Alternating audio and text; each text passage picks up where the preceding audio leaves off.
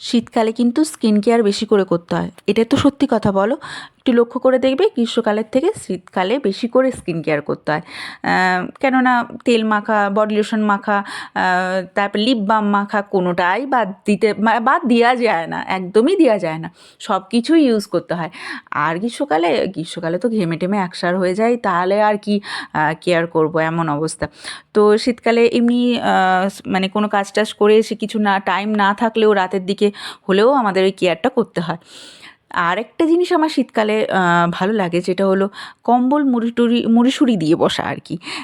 যেমন কোনো যাই কাজ করি না কেন, ওই পাটা কম্বলের ভিতরে ঢুকিয়ে, মানে পাটা এত ঠান্ডা লাগে, আমার পায়েই বেশি ঠান্ডা লাগে আমার মনে হয়, তো পাটা কম্বলের ভিতর ঢুকিয়ে নিতে হবে, আর ব্যাস, তারপরে আর ওঠাই চলবে না। ওইটা আবার কেউ যদি ডাকে বা কোনো কাজ যদি করতে হয় আর তারপরে যদি উঠতে হয়, উফ, তখন মনে হয় বাপরে কী গাঢ় কাজ ওই কম্বল থেকে পা বার করা।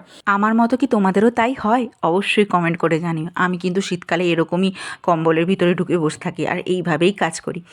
যাই হোক, তোমাদের কেমন লাগলো অবশ্যই কমেন্ট করে জানিও। তোমাদের কমেন্টের অপেক্ষায় রইলাম। টাটা।